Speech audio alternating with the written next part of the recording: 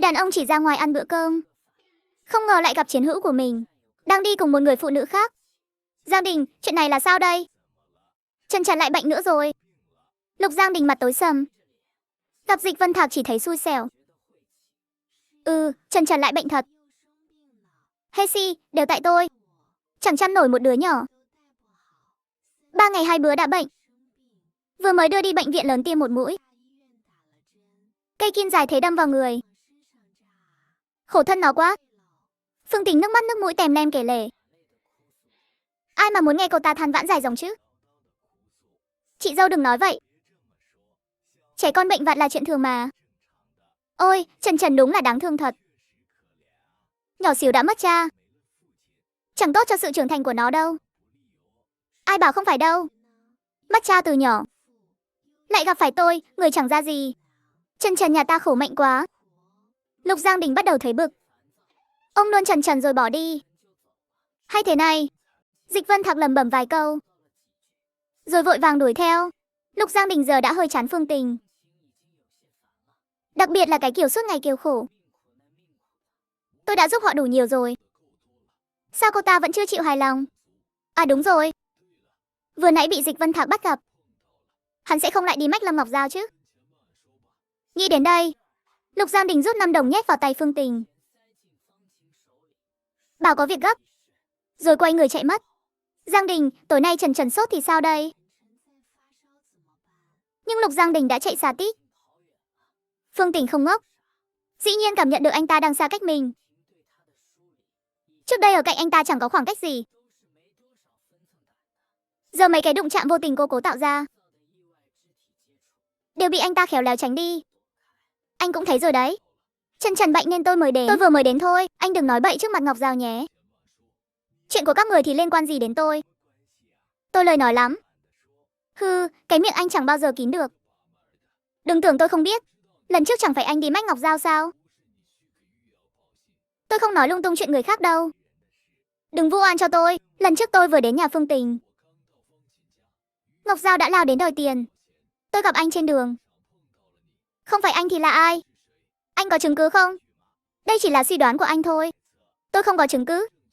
Nhưng tôi biết là anh. Ôi anh bạn ơi. Lo tôi nói hay không làm gì? Anh không nghĩ trước mặt đồng chí Tiểu Lâm. Anh vẫn còn cơ hội đấy chứ. Dĩ nhiên rồi, chúng tôi thanh mai trúc mã, tình cảm sâu đậm lắm. Cô ấy giận tôi chỉ là nhất thời thôi. Tết năm nay về quê, tôi sẽ mang quà hậu hĩnh, tự mình đến nhà họ xin lỗi, rồi tổ chức đám cưới luôn. Chuyện giấy đăng ký kết hôn để sau cũng được. Dịch Vân Thạc khóe miệng giật giật. Anh ta chưa tỉnh ngủ à? Sao đến giờ vẫn còn nghĩ thế được? Tôi nhớ Tết năm nay anh không được nghỉ mà. Tôi sẽ xin nghỉ. Trời ơi, Lão Vương mà phê duyệt thì tôi mang họ anh luôn. Bên này, Phó Hoài Nghĩa đưa Lâm Ngọc Giao đến trường, rồi lái xe về. Trong xe chỉ có 2 người họ. Không khí lại căng thẳng, ngượng ngùng. Lúc này, một bàn tay bất ngờ đặt lên mu bàn tay Lâm Ngọc Giao. Lâm Ngọc Giao cả người cứng đờ, trông có vẻ lúng túng. Sao lạnh thế này? Lâm Ngọc Giao vội rụt tay lại. Xin lỗi, tôi đang đổi số. Trời lạnh quá, tay hơi cứng. Sơ ý đụng nhầm. Anh nghĩ tôi ngốc à? Tôi tin anh đụng nhầm thật. Vừa nãy có xe chạy qua, tôi căng thẳng chút thôi. Đặt tâm tư vào lái xe cho tốt đi. Mắt đừng liếc lung tung. Tay cũng đừng sờ bậy nữa. Được rồi, tôi thật sự không cố ý. Có lẽ tay lạnh cứng thật. Không nghe lời lắm. Lái xe cho đàng hoàng. Chẳng mấy chốc đã về đến nhà. Ngoài trời gió thổi vù vù. Phó Hoài Nghĩa dưới lầu chui vào chăn. Đầu óc toàn nghĩ xem cô ấy có lạnh không. Con cái vốn dương khí yếu, chắc chắn là lạnh rồi. Muốn lên sưởi ấm chăn cho cô ấy quá. Nhưng cô ấy chắc chắn không cho, làm sao bây giờ? Ngày hôm sau, Phó Hoài Nghĩa mang cho Lâm Ngọc Giao một cái chăn điện. Đơn vị phát đấy. Cậu cầm dùng đi. Đúng là đơn vị phát thật. Lần trước cái bút đơn vị phát cũng lừa tôi rồi. Nếu là đơn vị phát thì anh tự dùng đi. Tôi không cần, năm ngoái cũng phát một cái rồi. Vẫn dùng tốt lắm. Tôi dùng cái năm ngoái. Để tôi xem nào. Thôi được, là tôi mua. Sợ cậu không nhận nên mới nói vậy. Đồ thì tôi không nhận đâu. Anh mang về đi. Không phải vì không cần hay không thích, mà vì anh lừa tôi. Là tôi sai. Được rồi, tôi mang súng vậy. Ừ. Anh cầm chăn điện xuống lầu. Đúng lúc bị Vương Thị ra ngoài bắt gặp. Vương Thị vừa đến đã mất mặt to. Sợ đến mức 2 ngày không dám ra ngoài. Vương Thị nhìn cái chăn điện trên tay anh, lại ngó lên lầu, mặt đầy tò mò. Tiểu Phó, cậu làm gì thế? Sao lại xách chăn điện từ trên lầu xuống? Bà ấy giờ vẫn chưa biết trên lầu có mấy nhà. Chỉ nhớ có một cô gái làm công cho con dâu bà. Ở trên lầu. Chuyện này lạ nhỉ? Đây xe bán chăn điện à? Người trên lầu không mua. Tiểu Phó, cậu thiếu tiền à? Bạn tôi bán chăn điện. Giúp bạn chút thôi. Ô, thế à Tiểu Phó? Chăn điện này bao nhiêu tiền một cái? Tối qua lạnh muốn chết luôn. Tôi đang thiếu một cái chăn điện đây. Cậu bán cho tôi đi. Tôi mua 50 đồng. Nhưng đã Vương Thị hỏi thì phải hết giá gấp đôi. 100 đồng. Sao đắt thế? Bằng lông cừu. Lông cừu thì chắc đắt hơn chút. Không bớt được à? Đã rẻ lắm rồi. Hàng cao cấp đấy. Dì Vương, dì có muốn mua một cái không? Mùa đông ở đây lạnh lắm. Không có sưởi, thiếu chăn điện là khổ lắm đấy. Vương Thị nghĩ thầm, thứ Tiểu Phó bán chắc chắn là đồ tốt. Nhưng 100 đồng cũng chẳng rẻ. Con dâu sắp sinh cháu đích tôn, không thể để bị lạnh được. Thì về đòi Phan Hồng trả tiền lại sau. Hừ, thế tôi mua. Chờ tôi một lát. Tôi về lấy tiền. Được. Sao mẹ về nhanh thế? Tôi còn chưa đi nữa. Vừa ra cửa đã gặp Tiểu Phó. Cậu ấy giúp bạn bán chăn điện. Tôi định mua một cái. Mua chăn điện à?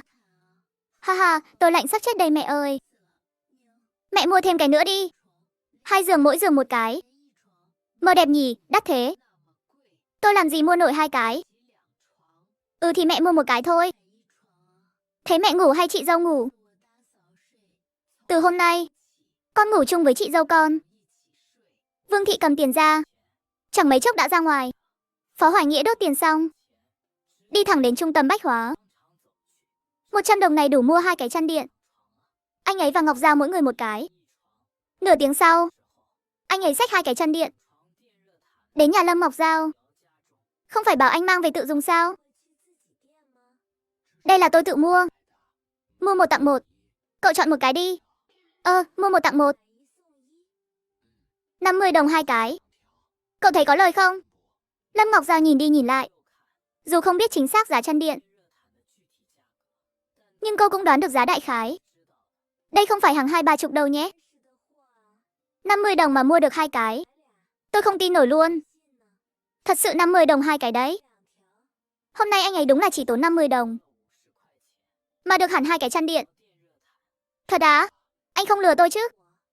Không dám đâu. Cô nhìn vẻ mặt Phó Hoài Nghĩa. Lần này chắc không lừa thật. Thế này thì hời quá còn gì. Anh bảo 51 đồng một cái tôi cũng tin. Đúng không? Đây là hàng 51 đồng một cái đấy. À đúng rồi, anh lại đi mua 2 cái. Thế cái trước đó thì sao? Cái đó tôi bán rồi. Bán rồi. Ý là trả lại chứ gì? Không, thật sự bán luôn. Vừa nãy tôi xách cái chăn đó xuống lầu, gặp ngay một người hàng xóm. Hàng xóm bảo trời lạnh rồi. Ông ấy định đi mua chăn điện. Thấy cái chăn của tôi còn nguyên bao bì. Thế là mua luôn. Vậy thì tôi nhận nhé. Cậu chọn một cái đi. Cảm ơn anh nhé. Người đàn ông dẫn cả nhà đến ở nhà bạn gái, nhưng bị người nhà cô ấy đuổi ra ngoài. Sau đó, cả nhà anh ta đánh chủ ý lên tiệm sách của cô ấy. Hôm nay lại là ngày nghỉ của Châu Tĩnh. Trời lạnh dần, khách cũng chẳng đông. Lâm Ngọc Giao và Lưu Dịch Hoan đang trò chuyện. Bỗng có khách bước vào. Mẹ, chắc là chỗ này rồi. Sao họ lại đến đây? Chẳng lẽ định giở trò gì xấu? Xin hỏi các vị muốn mua gì à? Chúng tôi không mua gì cả. Chỉ đến xem thôi. Muốn xem sách thì vào trong xem ạ. Phan Tiểu Hoa bước tới, nhìn thấy Lâm Miêu. Là cậu à? Vậy thì đúng rồi. Tôi nghe anh hai nói cậu làm việc cho chị dâu tôi. Đúng vậy. Nhìn thấy Lâm Ngọc Giao, Vương Thị mới chắc chắn tiệm sách này là của Phó Nhạc Di. Đối với bà ấy, của Phó Nhạc Di cũng như của Phan Hồng vậy. Ban đầu còn hơi gượng gạo, giờ xác nhận xong, Vương Thị thả lỏng hẳn người. Tiểu Lâm đúng không? Dạ. Các cô làm ở đây bao lâu rồi? Tôi làm được hơn nửa năm rồi ạ.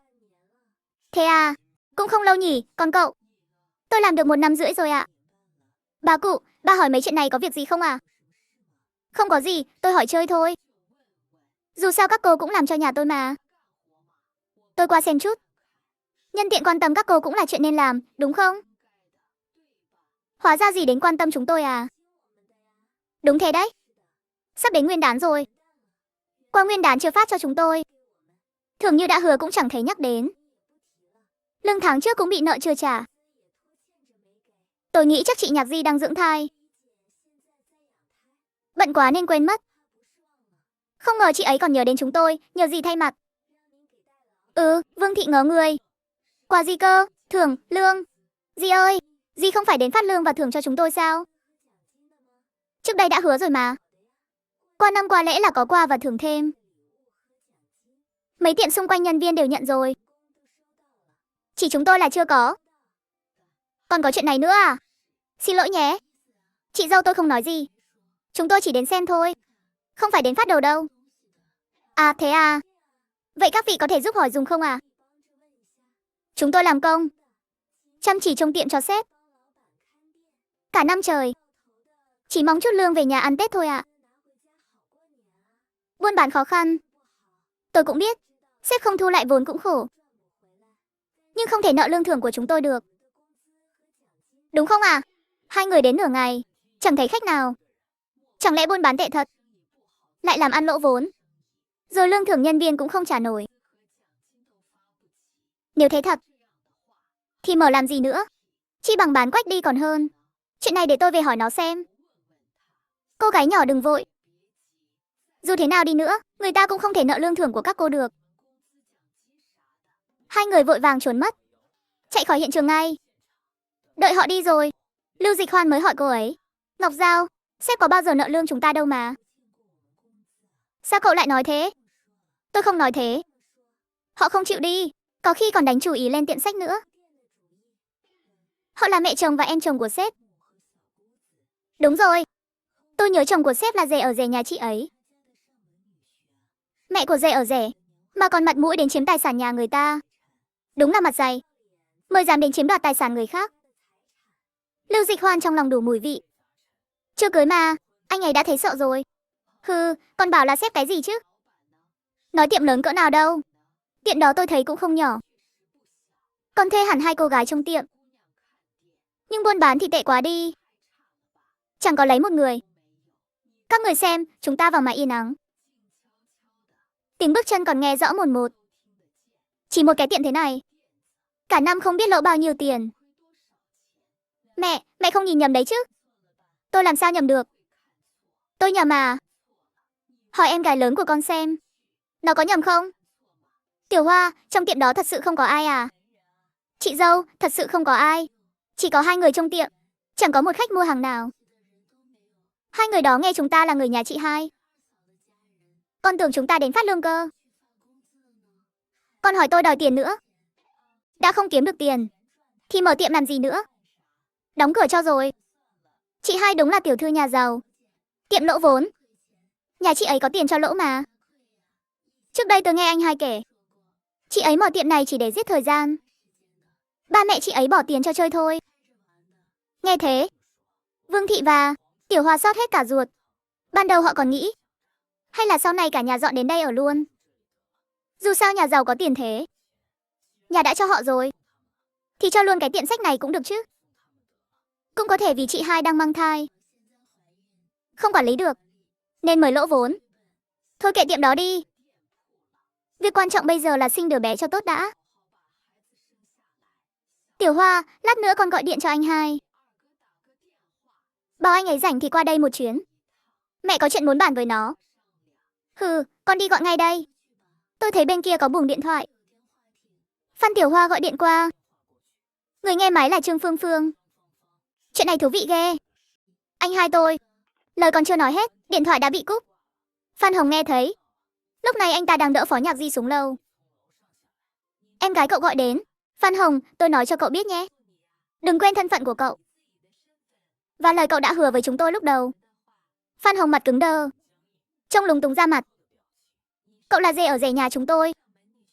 Tôi đã đưa mẹ cậu 2.000 đồng rồi đấy. Cậu ra ngoài hỏi thử xem.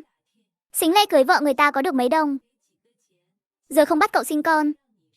Cũng không bắt cậu làm việc. Chỉ mong cậu giữ lời hứa ban đầu. Yên tâm làm dê ở rể nhà chúng tôi. Nếu cậu làm không nổi thì ly hôn với Nhạc Di đi.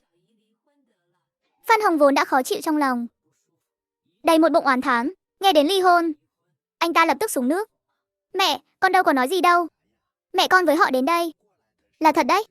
Con cũng từ chối rồi mà. Nhưng họ không nghe con. Mẹ nói chị dâu sức khỏe yếu. Đến được vài ngày đã đi khám rồi. Khám xong lấy ít thuốc. Uống vào là khỏe ngay. Trương Phương Phương không vạch trần anh ta. Chỉ cảnh cáo một phen rồi đuổi anh ta đi. Nhạc Di thở dài một tiếng, đỡ bụng ngồi xuống.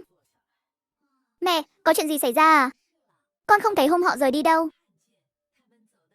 Sáng hôm đó, bà bác của con còn nhổ nước bọt trước cổng nhà mình nữa. Trương Phương Phương mặt trầm xuống. Nhạc Di, giờ con đừng nghĩ gì nhiều. Lo sinh đứa bé cho tốt đã. Chuyện đối phó mẹ chồng con cứ để mẹ làm.